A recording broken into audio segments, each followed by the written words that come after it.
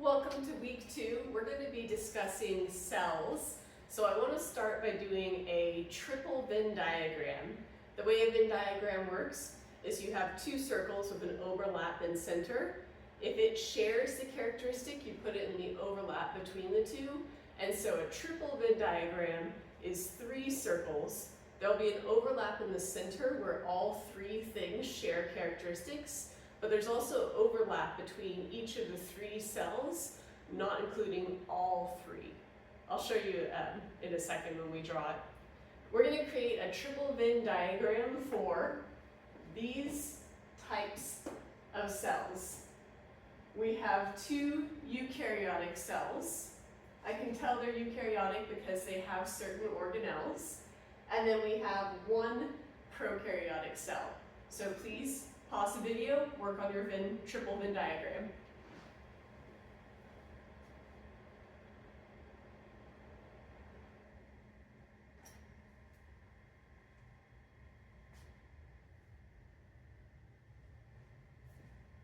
This is the document camera. This is a piece of paper and I'm going to draw on it. You're going to see it projected up here.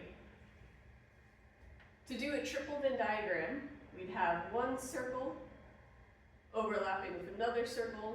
That's a regular Venn diagram. And then we add the 3rd circle here. So if it is something that relates to an animal cell, it would go in this circle. If it related to a plant cell, it would go in this circle. And if it related to a bacteria, it would go in this circle. What is a component that all 3 cells have in common? All 3 cells are going to have ribosomes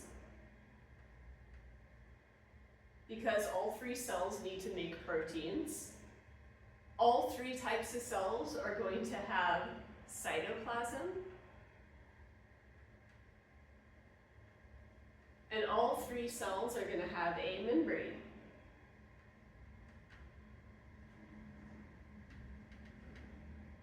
Something that animal cells and plant cells have in common, but they do not have in common with bacteria, is having a nucleus. They're also going to have other membrane-bound organelles. I'm going to abbreviate that, membrane-bound organelles. Examples being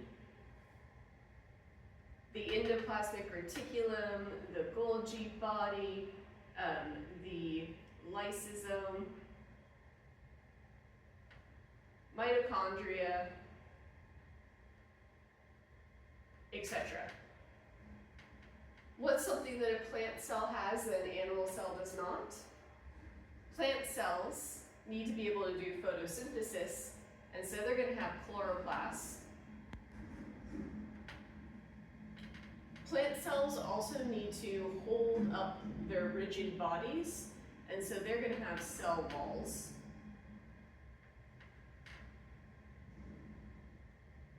What's something that animal cells have that plant cells do not? They have peroxisomes.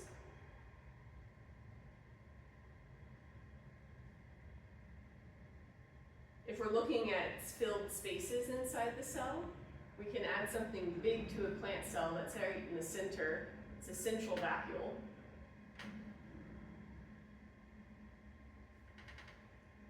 And plant cells would have some type of motion. That could be cilia, it could be flagella, could be something.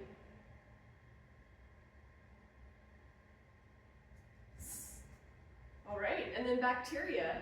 We need to put something here. What are they lacking? They lack a nucleus. And they lack, that means they do not have membrane-bound organelles. Some bacteria have cell walls just like plants, but not all. And some bacteria have motion, cilia or flagella, just like animals, but not all. So we can put a question mark next to those two. Now this is a nice overview, but there are a lot more things that you can add or subtract to this list. So I'd like you to think about it and try and add or take away some things as you study it, so you can really get to understand how these three types of cells are different and similar.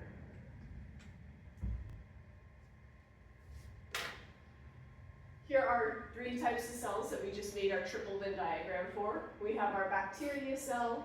We could add that they have some sort of genetic material. That would be really good to put in the center of our triple Venn diagram. We also have our animal cells and our plant cells up here. I know this one is a plant because it has chloroplasts and it's got vacuoles. And I know this is an animal because it has lysosomes and it's missing a central vacuole. So what we want to do now is we want to take our understanding of cells even further.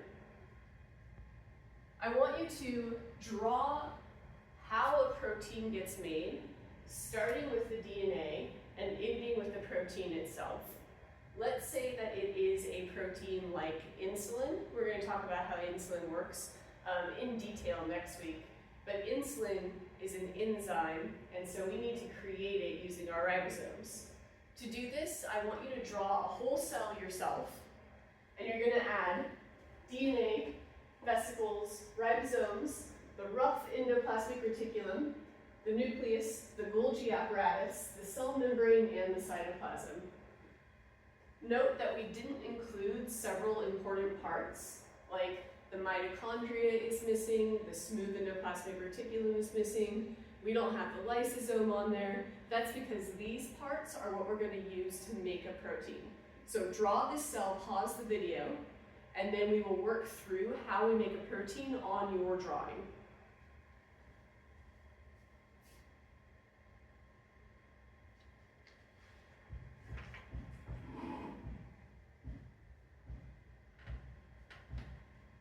Here is my cell.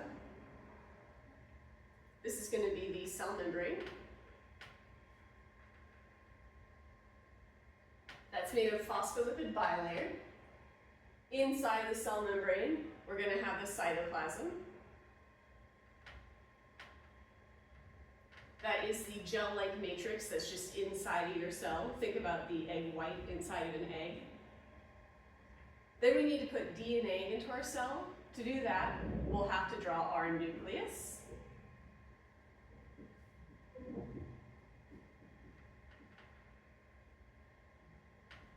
The nucleus houses our DNA.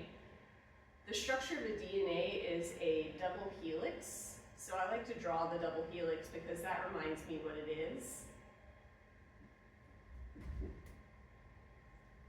This is DNA. Deoxyribonucleic acid.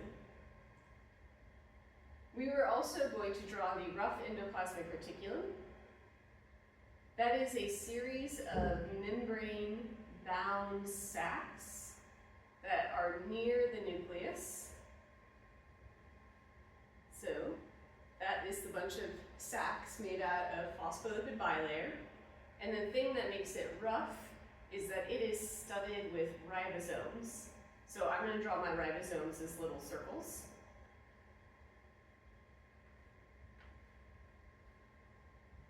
So here is a ribosome.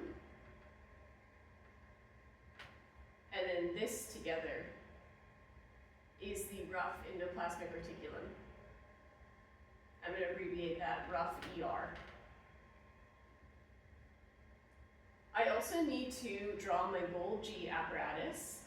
The Golgi apparatus is also made of stacks of membrane. I like to draw it as getting smaller and larger so that I can distinguish it from my Golgi, or from my rough endoplasmic reticulum. So Golgi apparatus or Golgi body. I like writing Golgi body because then I don't misspell apparatus. And the last thing that was on our list of things to draw was a vesicle. Vesicles are like transport bubbles.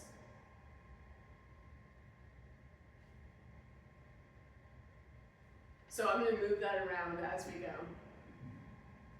All right, As you can see in the PowerPoint slides that are on Blackboard, we're going to add steps to this for how we make a protein using everything that we just drew. So step 1 happens in the nucleus. So that's step 1. In step 1, DNA, which is the information needed to make proteins, is accessed, and it's turned, the information in it is rewritten into a molecule called mRNA.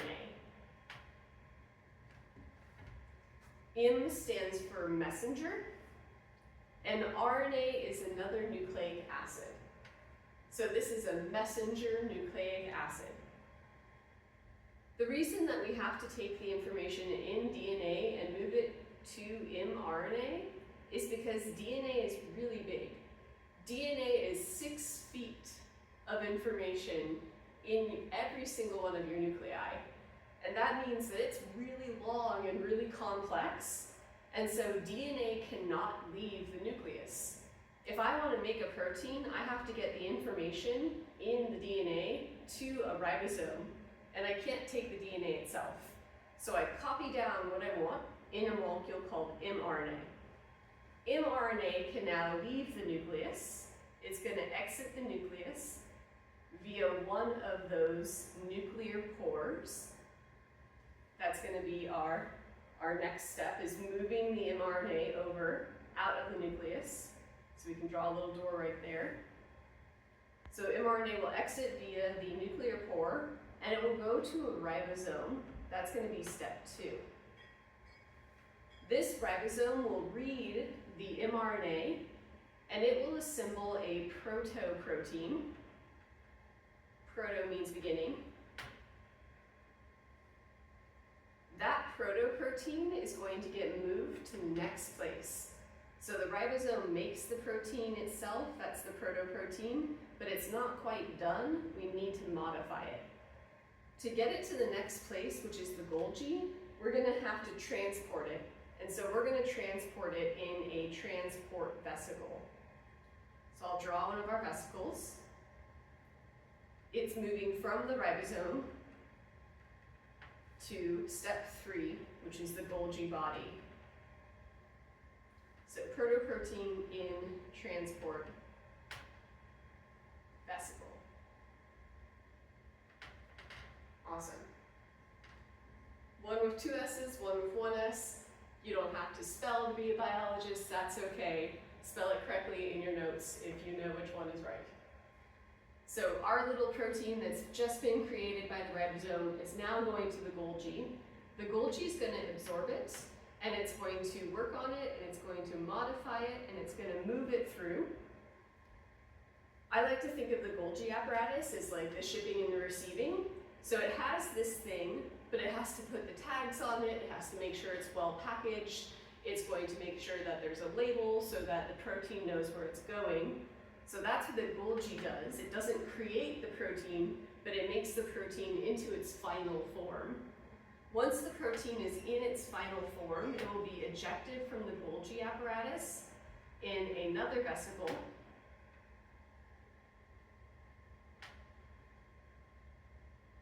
So protein in transport. And then, since this protein that we're making now is insulin, I need to get insulin into my bloodstream. To do that, it has to exit the cell. The protein vesicle, or the vesicle containing the protein, will get right up next to the membrane, and then it will fuse with the membrane so that whatever was inside of it gets ejected outward. And then the body of the vesicle becomes part of the membrane. If you've ever seen a lava lamp in action, when 2 of those wax bubbles hit together and become one, that's kind of what this is like. Or think about 2 drops of water on a window. The way that they glom together, that is how your vesicle becomes part of the cell membrane, and as it does, it ejects its contents. This is step 4, and it is called exocytosis. exo being outside, and cytosis refers to cell. All right. We have taken a bunch of different steps, and we can organize them into more or less depending how deeply we want to study it. I've got this awesome diagram in your Blackboard page. This is the same process. It's broken into 6 steps, but the thing is exactly the same. What's missing over here is the nucleus. The nucleus contains the DNA. The DNA cannot leave the nucleus, so we have to make a copy of the information in the form of mRNA, M for messenger. Messenger RNA, right up next to the number 1, has left the nucleus via a nuclear pore. It's gone to the rough endoplasmic reticulum, so this is all plasma membrane made of phospholipid bilayer, and each one of these red dots is a ribosome. The mRNA will go to a ribosome. The ribosome will read the information in the mRNA, and it will assemble the amino acids into the correct sequence to create your protein. The protein's not ready to be used yet, but the protein is created by the ribosome. So here you have the ribosome creating the protein.